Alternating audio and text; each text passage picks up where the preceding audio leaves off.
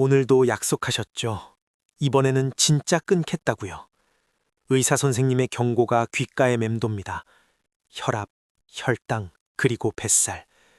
줄여야 한다는 걸 누구보다 잘 알지만 지금 당신의 손에는 또다시 달콤하고 짭짤한 그 무언가가 들려 있습니다. 그리고 한 입 베어 무는 순간 죄책감은 사라지고 짧은 안도감이 찾아오죠. 당신은 정말 의지박약인 걸까요? 왜 내 몸은 나를 배신하고 음식을 갈구하는 걸까요? 만약 당신이 매번 실패하는 이유가 당신의 성실한 부족이 아니라면요. 누군가 당신의 뇌를 아주 정교하게 해킹하고 있다면 어떨까요? 오늘 이야기는 바로 그 해커들에 대한 이야기입니다. 그리고 이것을 깨닫는 순간 당신은 지긋지긋한 대사증후군의 굴레에서 벗어날 열쇠를 쥐게 될 겁니다. 이 영상이 끝날 때쯤엔 자신을 비난하는 대신 진짜 적과 싸울 준비가 되어 있을 겁니다. 우리의 여행은 아주 먼 옛날 원시 시대로 거슬러 올라갑니다. 우리 조상들에게 칼로리는 생존 그 자체였습니다. 달콤한 과일이나 기름진 고기를 발견하면 배가 터질 때까지 먹어두는 것이 살아남는 유일한 방법이었죠. 우리 뇌는 그렇게 진화했습니다. 고칼로리 음식을 보면 지금 당장 먹어! 내일은 없을지도 몰라! 라고 외치도록 말이죠. 문제는 우리 몸은 여전히 원시시대에 머물러 있는데 환경은 완전히 바뀌었다는 겁니다. 마이클 모스의 책 훅에 따르면 거대 식품 기업들은 이 진화론적 비밀을 누구보다 잘 알고 있습니다. 그들은 단순히 맛있는 음식을 만드는 게 아닙니다. 그들은 우리의 생존 본능을 역이용합니다. 연구실의 과학자들은 수학적 계산을 통해 우리가 도저히 거부할 수 없는 맛의 지점을 찾아냅니다. 바로 블리스 포인트라고 불리는 지점이죠. 블리스 포인트는 설탕, 지방, 소금이 가장 완벽하게 조화를 이루어 뇌가 쾌락의 정점을 찍는 순간을 말합니다. 너무 달아도 안 되고 너무 짜도 안 됩니다. 딱 뇌가 더 먹고 싶다고 미치도록 만드는 그 지점. 이것은 마약이 뇌를 자극하는 방식과 놀랍도록 유사합니다. 대사증후군을 앓고 있는 당신이 빵집 앞을 그냥 지나치지 못하는 건 당신의 의지가 약해서가 아니라 뇌가 그 쾌락의 공식을 기억하고 있기 때문입니다. 하지만 단순히 맛뿐만이 아닙니다. 저자는 속도가 중독의 핵심이라고 말합니다. 담배 연기가 폐로 들어가 뇌에 도달하는 데 걸리는 시간은 단 10초. 가공식품 속에 정제된 설탕과 탄수화물도 이와 비슷합니다. 입에 넣자마자 녹아버리는 감자칩을 생각해보세요. 씹을 필요도 없이 순식간에 혈당을 치솟게 하고 뇌의 쾌락 신호를 보냅니다. 이 빠른 속도가 뇌에게는 이건 최고의 내어 지원이야 라는 잘못된 신호를 강력하게 심어줍니다. 이런 강렬한 자극은 뇌의 기억 충추에 깊은 흔적을 남깁니다. 이것은 단순한 추억이 아닙니다. 마치 뇌에 문신을 새기는 것과 같습니다. 스트레스를 받거나 우울할 때 뇌는 무의식적으로 그 빠른 해결책을 떠올립니다. 그거 먹으면 기분이 좋아졌잖아. 당장 가져와.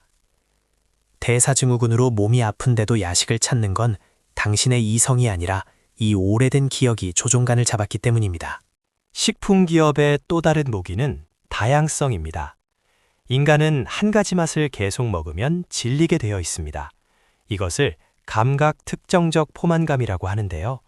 기업들은 이를 피하기 위해 끊임없이 새로운 맛, 새로운 식감, 화려한 포장지로 우리를 유혹합니다. 짭짤한 과자 뒤에 달콤한 아이스크림을 먹으면 배가 불러도 계속 들어가는 이유가 바로 여기 있습니다. 우리의 포만감 스위치를 꺼버리는 것이죠. 하지만 그 쾌락의 대가는 혹독합니다. 췌장은 인슐린을 짜내느라 비명을 지르고 혈관은 넘쳐나는 당과 지방으로 끈적해집니다. 내장 지방은 염증 물질을 뿜어내며 우리 몸을 안에서부터 공격하죠. 우리는 기업이 설계한 함정에 빠져 내 돈을 내고 내 몸을 망치고 있는 셈입니다. 억울하지 않으신가요? 이 거대한 사기극에서 이제는 빠져나와야 합니다. 자, 그럼 우리는 어떻게 해야 할까요? 평생 굶어야 할까요? 아니면 산속으로 들어가 풀만 먹고 살아야 할까요? 저자는 말합니다. 의지력에 기대지 마라. 의지력은 배터리와 같아서 언젠가는 방전됩니다. 우리가 필요한 건 무작정 참는 인내심이 아니라 뇌의 메커니즘을 역이용하는 전략입니다. 지금부터 그 구체적인 방법을 알려드리겠습니다. 첫 번째 전략은 환경을 바꾸는 것입니다. 중독 전문가들은 말합니다. 마약을 뜯는 가장 좋은 방법은 마약을 눈앞에 두지 않는 것이다. 가공식품도 마찬가지입니다. 집에 있는 과자, 라면, 탄산음료를 눈에서 치우세요. 아예 사지 않는 것이 가장 좋지만 가족 때문에 어쩔 수 없다면 보이지 않는 깊숙한 곳에 숨기세요. 눈에서 멀어지면 뇌의 욕망도 줄어듭니다. 두 번째는 미각의 재교육입니다. 다행히도 우리의 미각세포는 2주면 교체됩니다. 처음에는 밍밍하고 맛없게 느껴지는 채소와 자연 식재료도 2주만 꾸준히 먹으면 그 본연의 맛을 느끼게 됩니다. 자극적인 조미료 맛에 마비되었던 혀가 되살아나는 것이죠. 이것은 뇌의 보상 회로를 정상으로 돌리는 재활 훈련과 같습니다. 세 번째는 나쁜 습관의 고리를 끊는 것입니다. 보통 우리는 특정 시간, 특정 상황에서 음식을 찾습니다. 퇴근 후 TV를 켤 때, 스트레스를 받을 때, 이 패턴을 바꿔야 합니다. TV를 볼 때 손이 심심하다면 뜨개질을 하거나 스트레칭 밴드를 잡아보세요. 스트레스를 받으면 과자 봉지를 뜯는 대신 찬물 한 잔을 마시고 심호흡을 하거나 밖으로 나가 5분만 걸으세요. 뇌에게 다른 보상을 주는 겁니다. 무엇보다 중요한 건 음식에 대한 정의를 다시 내리는 것입니다. 가공식품은 나를 위로해주는 친구가 아니라 나의 건강을 착취하는 기업의 상품일 뿐입니다. 진정한 보상은 내 몸을 가볍게 만들고 혈관을 깨끗하게 하는 진짜 음식들입니다. 대사증후군을 극복하는 과정은 단순히 살을 빼는 게 아니라 기업에게 빼앗겼던 내 몸의 주권과 자유를 되찾는 투쟁입니다. 물론 쉽지 않을 겁니다. 가끔은 유혹에 넘어갈 수도 있습니다. 하지만 그때 자책하며 포기하지 마세요. 아, 내 뇌가 옛날 기억에 속았구나 라고 쿨하게 인정하고 다시 돌아오면 됩니다.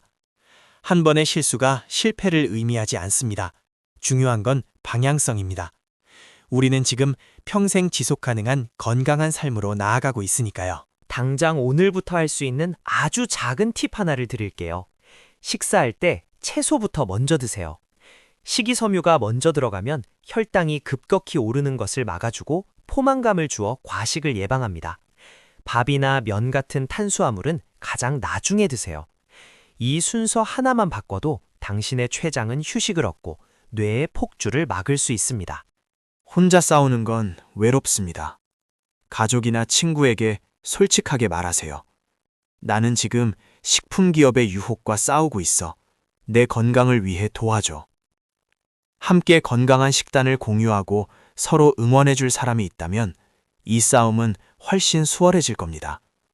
사랑하는 사람들과 함께 건강해지는 것, 그것이야말로 최고의 블리스 포인트 아닐까요? 가공식품을 줄이고 자연의 맛에 익숙해지면 놀라운 변화가 찾아옵니다.